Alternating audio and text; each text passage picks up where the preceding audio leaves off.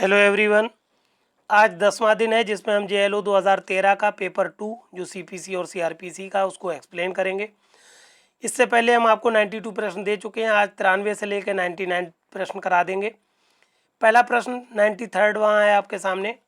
Important प्रश्न है, 2013 में जो संशोधन हुआ था उससे संबंधित है। पूछा गया है कि ये बताइए, आपराधिक विधि संशोधन अधिनियम 2013 के पश्चात पुलिस अधिकारी किस प्रकार के व्यक्तियों की साक्षी के रूप में उपस्थिति उनके निवास स्थान में रखने को पाबंद है। कहने का मतलब है 2013 में जो संशोधन हुआ है, अब उसके बाद कोई भी पुलिस अधिकारी निम्न प्रकार के व्यक्तियों को उनके घर पर ही जाकर उनके साक्ष्य लेगा, उनको अपने पुलिस थाने में नहीं बुलाएगा। और वो किस तरह के लोग हैं, कौन कौन लोग हैं, ये बात पूछी गई है। पहला ऑप्शन है 15 वर्ष से कम। यहाँ पर एक मिसप्रिंट है, 65 वर्ष लिखा हुआ है, यहाँ पर होना 60 वर्ष लिखा है, यहाँ 65 वर्ष होना चाहिए। मतलब कोई भी ऐसे लोग जो 15 वर्ष से कम के हों या फिर 60 वर्ष से अधिक के हों, ऐसे पुरुष व्यक्तियों को या फिर किसी स्त्री को या फिर शारीरिक या मानसिक रूप से निःशक्त व्यक्ति, इन तमाम उपरोक्त सभी व्यक्तियों को की उपस्थिति के लिए पुलिस अधिकारी बाध्य है कि उनके घर पे ही जाकर उनसे या वो जहाँ बताएं वहाँ जाकर साक्ष्य एकत्रित करे, ना कि उनको पुलिस थाने में बुलाए। कहने का मतलब है पुलिस अधिकारी स्वयं जाएगा इन ऐसे व्यक्तियों के घर पर या बताई हुई जगह पर, वहाँ पर जाकर उनसे पूछेगा मामले के बारे में, उनको थाने पर नहीं बुलाएगा। ये चारों तरह के लोगों के लिए पाबंदियां हैं। मतलब 93 प्रश्न का ऑप्शन नंबर 4 सही है। हमने अपने उत्तर में लिख दिया है, जैसा कि हम बताते हैं कि हर वीडियो के साथ हम एक PDF देते हैं और उसमें इस तरह से प्रश्नों को उत्तर के फॉर्म में लिख देते हैं कि दंड प्रक्रिया संहिता की धारा 160, ये किस धारा में बात है, 160 में धारा भी पूछा जाती है। उसके परंतु में बताई गई ये बात कि आपराधिक विधि संशोधन अधिनियम 2013 के पश्चात पुलिस अधिकारी 15 वर्ष से कम या 65 वर्ष से अधिक आयु के पुरुष या किसी स्त्री या मानसिक या शारीरिक रूप से निःशक्त व्यक्ति की साक्षी के रूप में उपस्थिति उनके निवास स्थान में ही रखने को पाबंद है, अर्थात उन्हें अन्य स्थान पर नहीं बुलाया जाएगा। इस तरह से ये मैटर हम पूरा आपको दे देते हैं। उसके बाद आ जाइए दूसरे प्रश्न पर। 94 नंबर का प्रश्न पूछा गया है कि विधि विरुद्ध निरुद्ध व्यक्ति की तलाशी हेतु वारंट कौन जारी कर सकता है। तो अगर कोई व्यक्ति विधि विरुद्ध साधनों से गिरफ्तार कर लिया गया है, निरुद्ध कर लिया गया है, कैद कर लिया गया है, तो जिला मजिस्ट्रेट, उपखंड मजिस्ट्रेट या फिर न्यायिक मजिस्ट्रेट प्रथम श्रेणी, उपरोक्त सभी, इसका ऑप्शन नंबर 4 सही है। ऊपर वाले 93 का भी ऑप्शन नंबर 4 सही था, इसका भी 94 का भी ऑप्शन नंबर 4 सही है कि ये सारे लोग क्या हो सकते हैं, तलाशी वारंट जारी कर सकते हैं। और ये बात किस धारा में हुई है, ये बात हुई है धारा 97 CRPC में। हमने अपने मैटर में लिख दिया है कि दंड प्रक्रिया संहिता की धारा 97 के अनुसार विधि विरुद्ध निरुद्ध व्यक्ति की तलाशी हेतु तलाशी वारंट जिला मजिस्ट्रेट, उपखंड मजिस्ट्रेट या न्यायिक मजिस्ट्रेट प्रथम श्रेणी जारी करने के लिए सशक्त है। और आपसे ये भी पूछा जाता है कि कौन सी धारा है CRPC की जो बंदी प्रत्यक्षीकरण रिट से संबंधित है, तो ये भी धारा 97 है। 97 धारा कोई बंदी प्रत्यक्षीकरण रिट के नाम से जाना जाता है।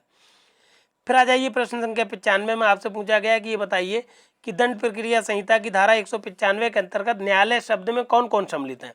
तो न्यायालय शब्द के अंतर्गत सिविल न्यायालय भी आता है, राजस्व न्यायालय की हालत आता है, दंड न्यायालय भी आता है, उपरोक्त सभी। कहने का मतलब है 95 प्रश्न का भी ऑप्शन नंबर 4 सही है कि सारे न्यायालय शब्द के अंतर्गत आते हैं धारा 195 के अंतर्गत।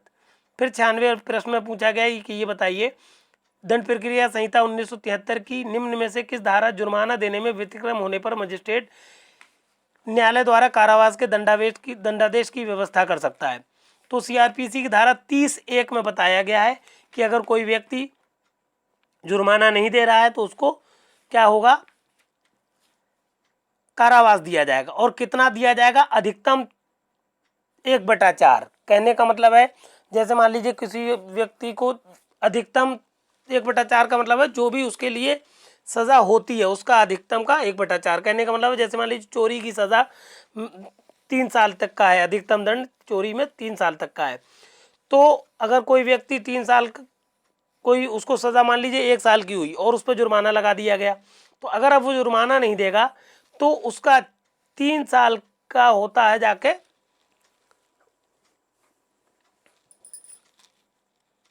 36 महीना। तो 36 महीने का 1/4 हो गया 9 महीना। तो 9 महीने तक की कारावास दी जा सकती है। धारा 30 CRPC के अंतर्गत, बहुत इंपॉर्टेंट बात है, अधिकतम कारावास से 3, ना कि जितना कारावास दिया गया है, जो भी सज़ा अधिकतम होती है उसका 1/4 भाग से दंडित किया जाता है, व्यक्ति को कारावासित किया जाता है। कहने का मतलब है 96 प्रश्न का ऑप्शन नंबर 1 सही है।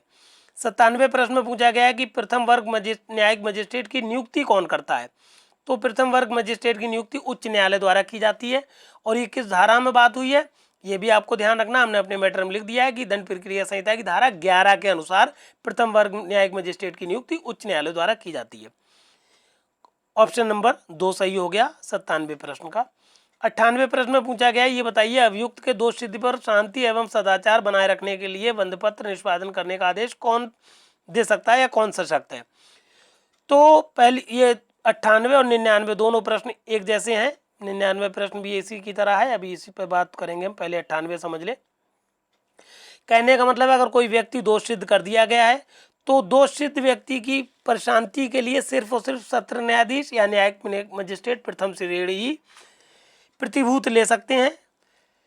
और ये किस धारा में बात हुई है, ये बात हुई है दंड प्रक्रिया संहिता की धारा 106 में। हमने अपने मैटर में लिख दिया है कि दंड प्रक्रिया संहिता की धारा 106 के अनुसार दोष सिद्धि पर प्रशांति कायम करने के लिए, राय कायम रखने के लिए प्रतिभूति सत्र न्यायाधीश या न्यायिक मजिस्ट्रेट प्रथम श्रेणी द्वारा ली जाती है। कहने का मतलब है 98 प्रश्न का ऑप्शन नंबर 3 सही है। अगर कोई व्यक्ति दोष सिद्ध कर दिया गया है तो उसकी दोष सिद्धि से के पश्चात अगर प्रशांति कायम रखने के लिए प्रतिभूत ली जाएगी तो सत्र न्यायाधीश या मुख्य या न्यायिक मजिस्ट्रेट प्रथम श्रेणी द्वारा ही ली जा सकेगी और किसी व्यक्ति द्वारा नहीं। ऑप्शन नंबर 3 सही है 98 प्रश्न का। 99 प्रश्न में ये पूछा गया है, आखिरी प्रश्न है आज के हमारे टर्न का, कि ये बताइए कि ये जो दोष सिद्धि पर प्रशांत कायम के लिए प्रतिभूत ली गई थी, ये कितने समय अधिकतम कितनी अवधि तक के लिए ली जा सकती है। तो दोष सिद्धि पर प्रशांत कायम करने के लिए अधिकतम जो प्रतिभूति होती है वो 3 साल तक की होती है। 3 साल तक की प्रतिभूति ले सकते हैं कौन, सत्र न्यायाधीश या प्रथम वर्ग मजिस्ट्रेट, किन व्यक्तियों को, जिन लोगों को दोष सिद्ध की जा चुकी है। इस तरह से 99 प्रश्न आपके हो गए।